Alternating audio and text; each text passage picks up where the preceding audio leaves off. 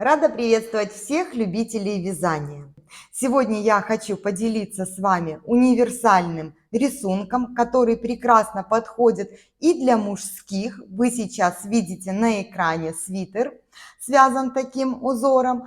Также подойдет для женских изделий. Сам узор плотный, теплый и при этом смотрится очень стильно. Такой узор можно смело использовать для вязания свитера, кардигана, жилета и других теплых аксессуаров. Он одинаково хорошо подчеркивает и мужской, и женский стиль. В процессе вязания он несложный, поэтому с ним справится даже начинающий мастер. А результат будет выглядеть аккуратно и профессионально. Вот так этот рисунок выглядит при вязании снизу вверх, как связан у меня образец. Если же вы вяжете от горловины изделия, единственным отличием будет вот этот элемент, который будет направлен вниз. Но тем не менее рисунок будет выглядеть все равно очень красиво и изысканно. Изнаночная сторона этого узора выглядит вот таким вот образом. Для вязания здесь подойдет пряжа средней толщины. Также толстая пряжа будет очень красиво выглядеть в рисунке. Если вы вяжете изделие из тонкой шерсти, этот рисунок станет также находкой. К спицам абсолютно узор не привередлив, поэтому стоит прислушиваться к рекомендациям производителя и учитывать вашу личную плотность вязания. В видео я покажу, как вязать все элементы этого узора. Также очень интересный вариант резинки, которая идеально подойдет к этому рисунку. И переход от резинки к самому узору, чтобы изделие выглядело красиво и гармонично. Итак, давайте начнем. Сегодня практическую часть свою я начну с набора петель. Я этот момент практически всегда упускаю, поэтому хочу хотя бы раз показать, как я это делаю. Я наберу с вами петли, провяжу установочный ряд, потом перейду к вязанию резинки. Итак, как правило, я начинаю набор петель со скользящей петли. Выполняю ее следующим образом. Петлю можно делать спицей, мне удобнее просто на пальцы набрать эту петлю. Далее продеваю спицу и затягиваю узелок. Особенно хорош этот способ начала набора петель, если вы изделие вяжете по кругу и вам нужно сомкнуть его. При таком начале набора петель не формируется никакого расстояния, никакой ненужной дырочки, которую потом нужно как-то оформлять и обрабатывать дополнительно. Далее петли набираю самым обычным классическим способом. Вот так нить у меня находится на пальцах. Подхватываю первую петлю и вывожу вот так нить. Вот таким образом. Можете на замедленном просто это посмотреть. Я набираю петли. Все петли я набирать не буду, так как я буду провязывать 2 раппорта узора и набирать 28 петель. Но суть, я думаю, понятна. После того, как я набрала нужное количество петель, вот эти две ниточки, хвостик и нить от клубка, я завязываю узелок. Это технический узел. Потом, когда я буду сшивать изделие, я этот узелок распущу. Если же это шарф, к примеру, или же палантин, то есть там, где нет шва, тогда этот узелочек я оставляю. И при таком оформлении все петли у меня получаются ровными. Нет такого, что или первая, или последняя петля более вытянуты. Вот такая вот особенность. Итак, петли я набрала, здесь у меня 28 петель, как я уже сказала. Буду провязывать 2 раппорта узора, это 24 петли. В начале и в конце ряда у меня будет по одной петле симметрии и 2 кромочные петли. Далее я перехожу к вязанию установочного ряда для моего узора, то есть вяжу по изнаночной стороне. Первую кромочную я провязываю в первом ряду. Далее кромочную я просто буду переснимать. После чего я провязываю 4 изнаночные петли. 1, 2, 3 и 4. Далее идет 2 лицевые. 1, 2, 2 изнаночные. 1, 2. Вновь 2 лицевые петли. 1, 2. 6 изнаночных. 1, 2, 3, 4, 5, 6. И повторяю. 2 лицевые. 1, 2, 2 изнаночные.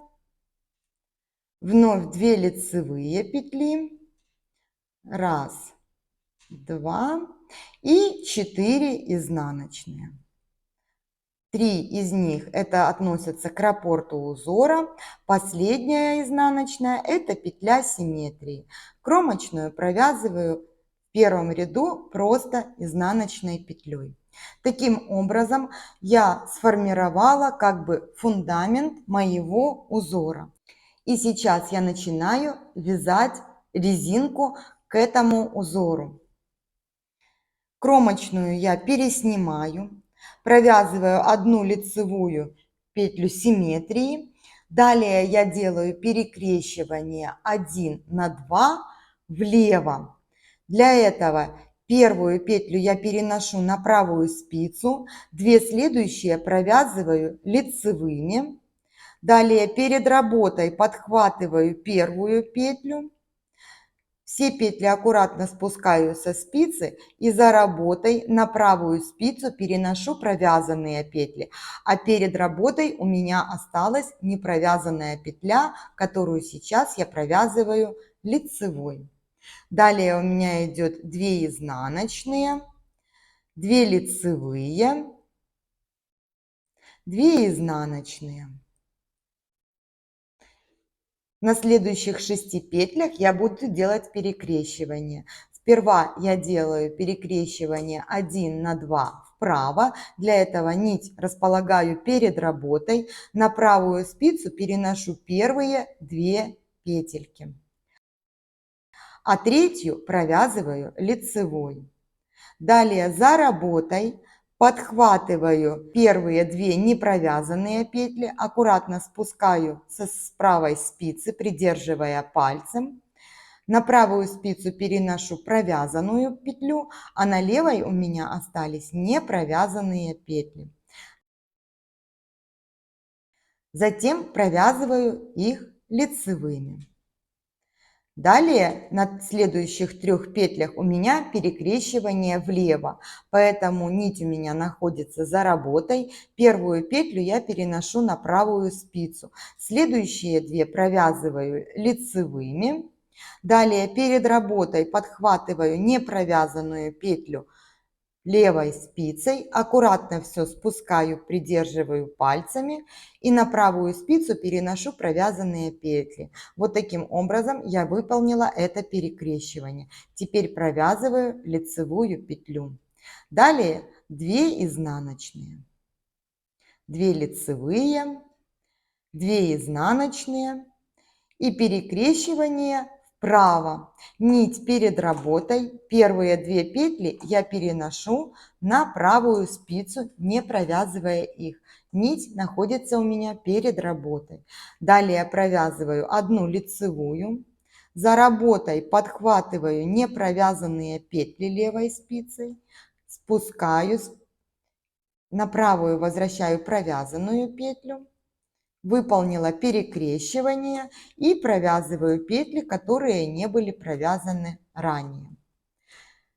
Я закончила вязать 2 раппорта этого узора. Далее провязываю 1 лицевую, это у меня петля симметрии, и кромочная. По изнаночной стороне все петли провязываются по рисунку. То есть изнаночная петля провязывается изнаночной, лицевая лицевой. И вот, чередуя первый, второй ряд, вы провязываете эту резинку на нужную вам высоту. Я сейчас за кадром провяжу несколько рядов, чтобы вы увидели, как она выглядит. Далее будем выполнять сам переход от резинки к раппорту узора. Резинка получается достаточно эластичная и хорошо держит форму. При желании ее можно растянуть и закрепить ее вот в таком положении при ВТО. Но в нашем случае нужна резиночка, поэтому наоборот я ее во время ВТО немножечко вот так вытяну и зафиксирую вот так. Теперь я буду выполнять сам переход, провязывать от этой резинки к вот этому узору. Потому что, видите, на данном этапе они не стыкуются. Переход я буду осуществлять на протяжении 8 рядов. Первый ряд, кромочную, я ее здесь уже переснимаю, провязываю 1 лицевую петлю симметрии. Далее буду выполнять перекрещивание 1 на 3 с наклоном влево. Нить находится у меня за работой. Первую петлю я просто переснимаю на правую спицу. Следующие 3 провязываю лицевыми. Также вот эту изнаночную провязываю лицевой. Затем перед работой подхватываю первую непровязанную петлю левой спицей, аккуратно спускаю все 4 петли. Правой спицей за работой я поднимаю 3 провязанные петли. Выполнила перекрещивание и провязываю первую петлю, которая не была провязана. Вот так это будет выглядеть сейчас. Далее 1 изнаночная петля, 2 лицевые, 1 изнаночная и выполняю перекрещивание 1 на 3 вправо. Для этого нить у меня перед работой. Первые 3 петли я переношу на правую спицу. Первая петля у меня изнаночная, и чтобы мне было удобно вязать, я переношу ее на правую спицу сразу открытой петлей. Остальные 2 лицевые петли просто переношу на правую спицу. Далее провязываю 4-ю петлю лицевой. Натяжение нити здесь не важно, так как провязывается всего лишь 1 петля. Далее за работой я подхватываю 3 первые петли, которые не были провязаны, спускаю все с правой спицы и на правую спицу переношу только провязанную петлю, а на левой у меня остались не провязанные. Затем я подтягиваю нить настолько, чтобы вязание не было слишком стянутым, но и не было очень расслабленным и слабым. После чего провязываю 3 лицевые петли, которые ранее не были провязаны. Далее выполняю такое же перекрещивание, но влево. Нить за работой, первую петлю переношу на правую спицу, следующие 3 провязываю лицевыми. Перед работой подхватываю и переношу на левую спицу петлю, которая не была провязана, а на правую возвращаю провязанные петли. Теперь мне осталось только лишь провязать первую петлю. Все, перекрещивание выполнено. 1 изнаночная, 2 лицевые, 1 изнаночная и вновь перекрещивание вправо. Нить перед работой, первую петлю изнаночную я меняю сразу расположение, чтобы мне было удобно. Следующие 2 просто переношу на правую спицу, после чего провязываю последнюю 4-ю петлю лицевой. За работой подхватываю петли, которые не были провязаны, а перед работой провязанную петлю. Подтягиваю нить. Постараюсь вам показать, насколько подтягиваю. Вот, чтобы расстояние между вот предыдущей петлей и провязанной было стандартное, такое, как везде у меня при вязании лицевой гладью. Затем провязываю петли, которые не были провязаны ранее. Провязываю одну петлю симметрии и кромочную. Четный ряд второй провязывается полностью по рисунку, как и в предыдущих рядах, когда мы провязывали резинку. То есть изнаночные петли провязываются изнаночными, лицевые лицевыми. И эти два ряда повторяются еще два раза. То есть в общей сложности вот таких рядов должно быть провязано 3, чтобы они гармонично сочетались с вот этой частью узора. Итак, у меня провязана резинка на нужную мне высоту с перекрещиваниями 1 на 2. Далее 6 рядов с перекрещиваниями 1 на 3. Теперь я начинаю провязывать следующий ряд перехода от резинки к основному узору, потому что он все еще не стыковывается ни здесь, ни здесь. Видите? Итак, следующий ряд. Это у меня 7-й ряд перехода. Кромочную я переснимаю, провязываю одну лицевую петлю симметрии, далее 4 лицевые, 1 изнаночная петля, 2 лицевые, 1 изнаночная, 8 лицевых петель, 2, 3, 4, 5, 6, 7 и 8. 1 изнаночная, 2 лицевые, 1 изнаночная и 4 лицевые петли. Ряд заканчиваю петлей симметрии и кромочной. 8-й ряд, он провязывается также полностью по узору.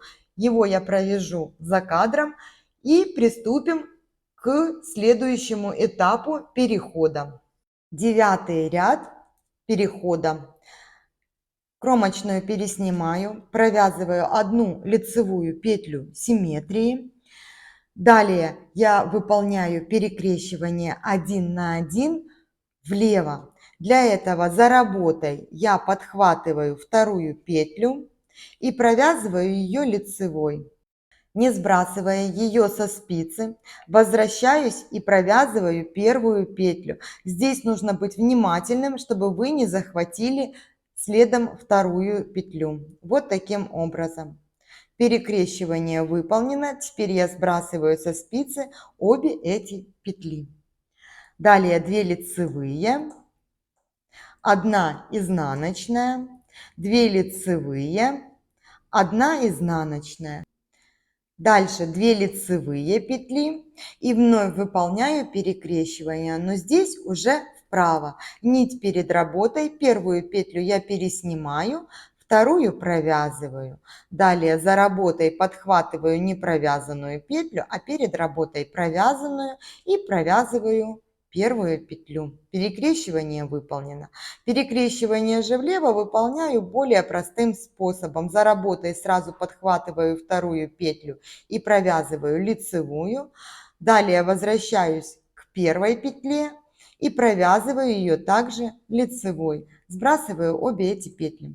Дальше 2 лицевые, 1 изнаночная петля, 2 лицевые, 1 изнаночная, 2 лицевые и перекрещивание вправо. Нить перед работой, первую петлю переснимаю, а вторую провязываю. Далее выполняю само перекрещивание и провязываю первую непровязанную петлю.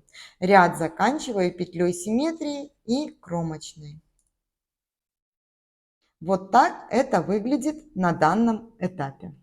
Продолжаю вязать следующий ряд перехода. Кромочную переснимаю, провязываю одну петлю симметрии. Далее идет 1 изнаночная петля. Делаю перекрещивание 1 на 1 влево.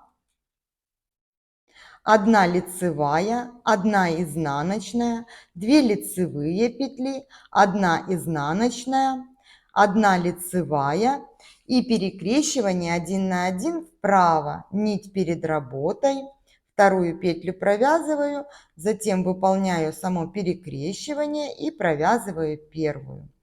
2 петли провязываю изнаночными и вновь выполняю перекрещивание петель. Провязываю вторую, затем первую петлю. 1 лицевая, 1 изнаночная, 2 лицевые петли, 1 изнаночная, 1 лицевая и перекрещивание вправо. Нить перед работой, первую петлю переснимаю, вторую провязываю. Далее меняю их местами и провязываю вторую петлю.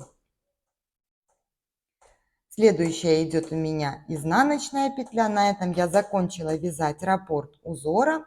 Ряд заканчиваю петлей симметрии и кромочной. Последний ряд перехода к основному узору. Первая кромочная, я ее переснимаю, провязываю петлю симметрии. Далее идет 2 изнаночные петли. Перекрещивание 1 на 1 влево. 1 изнаночная, 2 лицевые петли, 1 изнаночная, перекрещивание 1 на 1 вправо. Вы можете его выполнять любым удобным вам способом. Мне просто намного проще работать без дополнительных приспособлений. Дальше 4 изнаночные, 1, 2, 3, 4, перекрещивание 1 на 1 влево, 1 изнаночная, 2 лицевые петли, 1 изнаночная и перекрещивание вправо 1 на 1. Первую переснимаю, провязываю вторую петлю, затем меняю их местами и провязываю первую.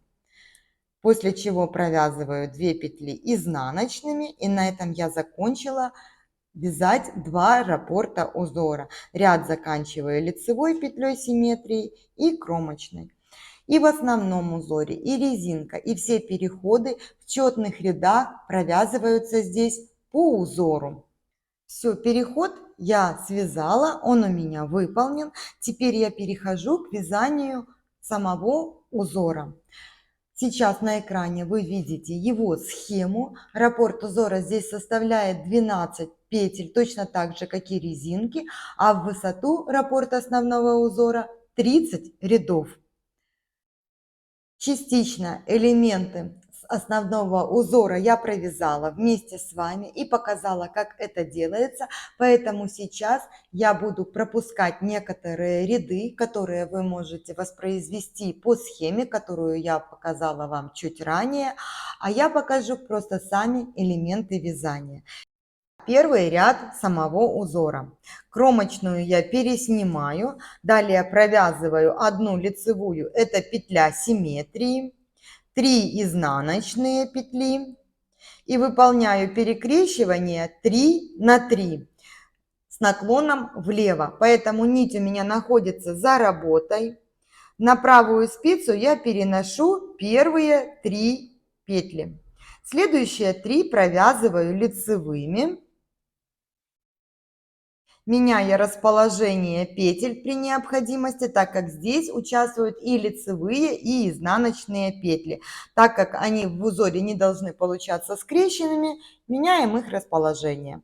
Далее следующие 3 подхватываю перед работой левой спицей. Все аккуратно спускаю, все 6 петель. За работой поднимаю на правую спицу уже провязанные.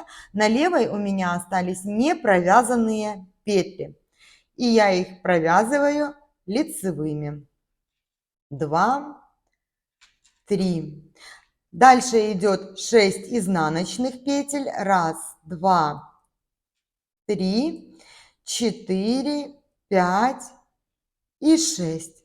Вновь выполняю перекрещивание. Нить у меня находится за работой, так как перекрещивание влево. Первые 3 петли переношу на правую спицу, сразу при необходимости меняя расположение петель. Это делать не обязательно, но мне так удобнее. Натяжение нити должно быть не сильно слабым, но и не стянутым. Приблизительно вот так должны находиться 3 эти петли. Такое натяжение нити должно быть. И фиксирую нить указательным пальцем. Провязываю следующие 3 петли лицевыми. Перед работой подхватываю непровязанные петли. Делаю перекрещивание. Правой спицей поднимаю провязанные. И провязываю их также лицевыми. Далее 3 изнаночные петли. И на этом я закончила вязать 2 раппорта этого узора. Ряд заканчиваю петлей симметрии и кромочной. Четные ряды продолжаю вязать за кадром, так как они на протяжении всего узора вяжутся исключительно по рисунку. Раппорт этого узора достаточно высокий, но здесь идут практически одни и те же элементы вязания. И чтобы не затягивать время, видео само, я буду одинаковые ряды пропускать. Итак, я провязала первый лицевой ряд, я здесь выполнила перекрещивание. Далее 4 ряда, 2 лицевых, 2 изнаночных провязываются по узору. Петли жгута самого провязываются лицевыми петлями, так как они и смотрятся у меня. После чего выполняется еще один ряд с перекрещиванием петель. Он провязывается точно так же, как я провязывала первый ряд вместе с вами. Все эти 6 рядов я пропущу, так как выполняется это уже было показано. И перейду сразу к вязанию 9 ряда по схеме. Первая кромочная, далее 1 лицевая, это петля симметрии, 2 изнаночные, перекрещивание 1 на 1 вправо, нить перед работой, первую петлю я переношу на правую спицу. Она у меня здесь изнаночная, поэтому я сразу меняю ее расположение, чтобы мне потом было удобнее. Следующую провязываю лицевой. За работой подхватываю первую непровязанную петлю, а вторую переношу на правую спицу, там, где у меня петли уже провязаны. И первую петлю эту провязываю также лицевой. Далее идет 4 лицевые петли. 2, 3, 4 и перекрещивание влево 1 на 1. Нить находится за работой. Первую петлю я переношу на правую спицу, не провязывая, а вторую провязываю лицевой. Вот таким образом. Далее меняю их местами, за работой подхватываю провязанную, а перед работой у меня остается не провязанная на левой спице. И ее я также провязываю лицевой петлей. После чего провязываю 4 изнаночные. И повторяю, вновь делаю перекрещивание 1 на 1 вправо, нить перед работой, поменяла расположение петли на открытое. Вторую петлю провязала лицевой, за работой подхватила и перенесла на левую спицу не провязанную петлю, а перед работой провязанную. Затем ее провязала лицевой петлей и еще 4 лицевые петли. 3, 4.